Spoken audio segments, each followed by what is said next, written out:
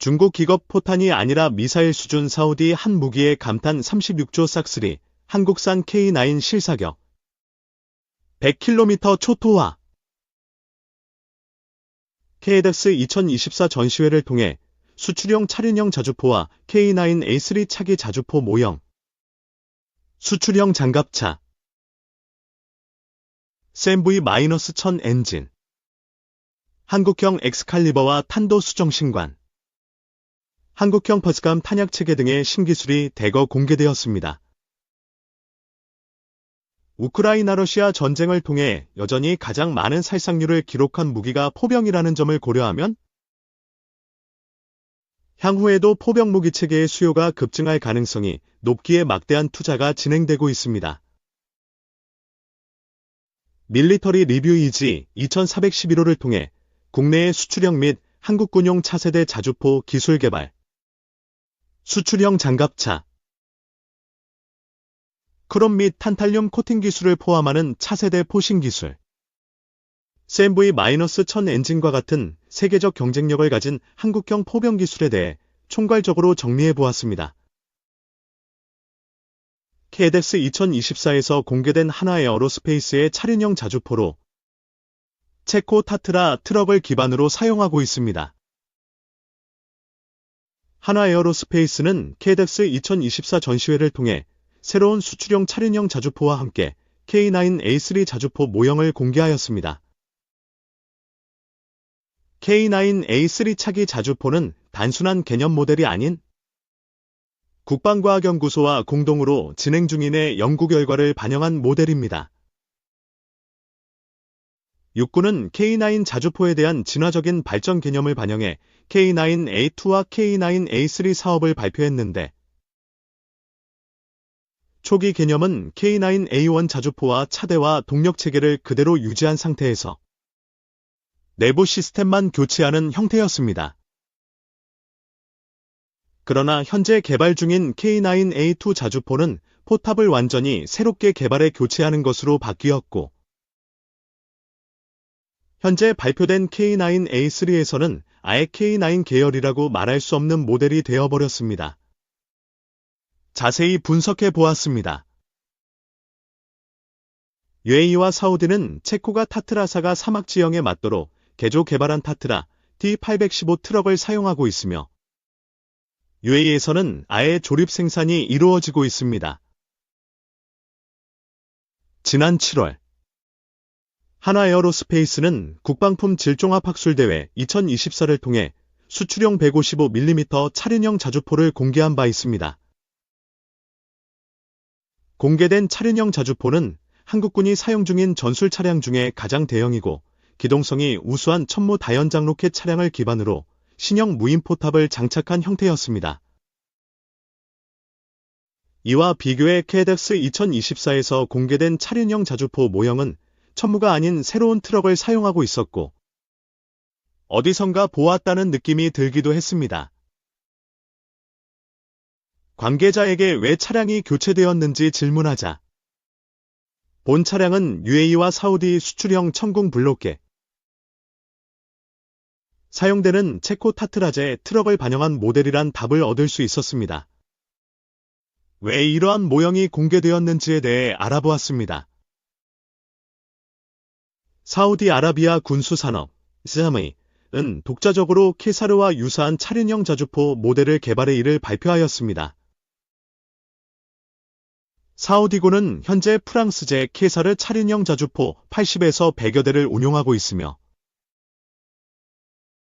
사우디아라비아 군수산업, SAM이 사우디 어레이비언 밀러터리 인더스트리즈 이 독자적으로 케사르와 유사한 차륜형 자주포 모델을 개발해 이를 발표하기도 했습니다. 그럼에도 다시금 고성능 차륜형 자주포를 원하고 있는 배경에는 사우디의 불안한 안보 상황이 존재합니다. 본지에서 여러 번 설명했듯 2015년 1월 이란의 지원을 받은 후티 반군이 예멘의 수도 사나를 장악하는 데 성공하였습니다. 사우디를 둘러싼 이라크와 시리아를 시아파가 장악한 상황에서 사우디는 남부 국경에 해당하는 예멘의 시아파 정부가 들어서는 것을 좌시할 수 없었습니다.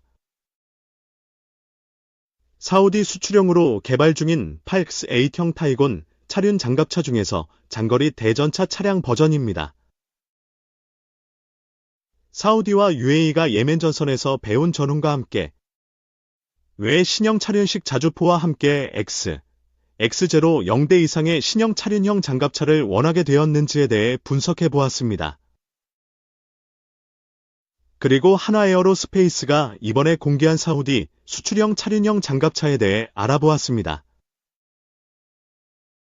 하나에어로스페이스는 KDX 2024에서를 통해 도출된 K9A3 자주포 모형을 선보였습니다. 관계자는 K9 유무인 복합체계 연구 외에도 58 구경장 포신 개발 사업, 차륜형 자주포용 무인포탑 개발 사업 등의 탐색 개발 사업이 진행되고 있어서 곧바로 K9A3 체계 개발이 가능하다고 밝혔습니다. 다만 견해 차이가 존재하는데 하나에어로스페이스는 K9A3 자주포의 체계 개발을 20XX 년부터, 한국 육군은 20XX 년부터 시작하길 원하고 있습니다. K11A1 지휘 차량으로 내부에 탑승한 1명의 포병 지휘관과 3명의 운용병이 탑승합니다. 하나에어로스페이스의 입장은 미국과 독일, 중국 등에서 지속적으로 신형 자주포를 개발하고 있으므로 한국형 포병 장비의 수출 경쟁력을 유지하기 위해서는 최대한 빨리 K9A3 자주포 개발을 시작해야 한다는 입장입니다. 이와 비교해 한국 육군은 202X년이 되어서야 K9A2 체계 개발이 종료될 예정이므로 202X년은 너무 빠르다는 것입니다. 그러니까 K9A2를 야전에서 운용해 봄으로써 새롭게 개발된 자동장 전 시스템이나 둔감형 모듈 장약 체계 등의 성능을 검증하길 원하고 있습니다. 밀리터리 리뷰 이지 2411호를 통해 K9A3 사업에 대한 논란, 적용된 신기술에 대해 정리해 보았습니다.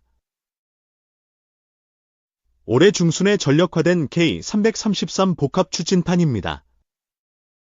이 탄약을 사용해 58 구경장 포신을 테스트했다고 합니다. K9A3 자주포는 미국의 XM1299 자주포가 선택한 58 구경장 포신을 채용할 계획이고, 미국 XM1299 자주포처럼 최대 사거리 발휘를 위한 단일형 슈퍼장약도 개발될 예정입니다. 관계자는 현대위아에서 58 구경장 포신체계 시제품을 이미 완성한 상태이며 K333탄을 사용한 테스트도 수행되었다고 알려주었습니다. 최초의 사격 시험에 대해 자세히 알아보았습니다. 155mm 포탄에는 포신의 마모량을 줄이고자 경질이 구리로 제작된 회전탄대가 장착되어 있어서 포탄과 포신 사이의 마찰을 최대한 줄이고 있습니다. 미국의 XM1299 자주포의 경우 58 구경장 포신의 높은 속도와 마찰력으로 인해 구리 회전탄대가 파괴될 수 있다고 판단, 강도가 보강된 경질압금을 사용하고 있지만 그럼에도 강선에서 심각한 마모 현상이 발견되었습니다. 그래서 현재 개발 사업이 전면 중단된 상태이며 당연히 한국에서도 동일한 문제가 발생할 가능성이 높습니다. 이에 현대위아 관계자에게 포신 마모 문제를 해결할 방법이 있는지에 대해 질문해 보았고 다행히 좋은 답을 얻을 수 있었습니다. 자세히 정리해 보았습니다. 현대위아가 전시한 K2용 120mm 전차포, 좌, K9용 155mm 곡사포 포신이다. 155mm 곡사포에 대한 신기술이 개발되고 있습니다. 국내에서는 K9 자주포 개발 사업을 진행하면서 포신의 수명을 연장하고자 스위스의 하트크롬사의 기술을 받아들여 K9 자주포의 약실을 크롬으로 도금한 바 있었습니다. 현재는 크롬 도금 기술이 국산화됨은 물론 새로운 기술을 적용해 포신의 수명을 5발까지 늘리는 연구가 진행되고 있습니다. 현재 연구사항과 확보된 수명에 대해 알아보았습니다. 지난 호에 소개했듯 국방과학연구소 산하 국방첨단과학기술연구원은 미래국방 핵심 기술 사업으로 올 현대위아와 센트 다이내믹스 등과 공동으로 개발하고 있습니다. 사업 내용은 2020년 12월부터 2024년 10월까지 137.9억 원을 투자, 포열의 내구성 및 사용 수명 향상을 위해 차세대 포열에 적용 가능한 탄탈륨 합금 라이닝 기술을 개발하는 것이 목표입니다. 현대위아 역시 155mm 포신에 대한 탄탈률 도금 기술 적용을 준비하고 있었고, 실용화될 경우 포신의 수명의 5발까지 늘어남은 물론 보다 강력한 장약의 사용이 가능할 것으로 보았습니다. 세계 최고 수준의 기술력을 가진 한국의 포신 신기술에 대해 알아보았습니다. 우측의 CN-08 전차포는 생각 이상의 성능을 갖추고 있습니다. 현대위아 관계자를 통해 여러 포신 이야기를 들을 수 있었기에 옮겨봅니다. 현재 K9 자주포에 사용되는 155mm 포신책의 일문이 납품 가격은 X 5억 원 수준이지만 현대위아가 면허 생산하고 있는 KMK 45 한 포의 127mm 포신의 경우 미국에서 납품 중인 포신 일문이 가격이 X501이나 된다고 하며 납품에 X8 계열이 소요된다고 합니다. 한국 해군은 너무 황당한 가격과 납품 기일로 인해 현대위아를 통한 국산화를 원하고 있다고 합니다. 현대위아는 현재 튀르키예 측의 요청에 따라 푸트나 자주포에 사용할 155mm 포신 XX계에 대한 크롬 도금을 실시하고 있다고 밝혔습니다. 한국은 튀르키예 측에게 K9 자주포 기술 대부분을 넘겼지만 튀르키예는 확보한 기술을 제대로 사용하지 못하고 있습니다. 튀르키예 포신 이야기부터 시작해 K2 흑표 전차에 적용된 120mm 전차포에 알려지지 않는 성능에 대해 들었고, K2 흑표의 전차포가 독일이 개발한 DM73과 같은 차세대 포탄을 사용할 수 있는지 없는지에 대해 확인해 보았습니다.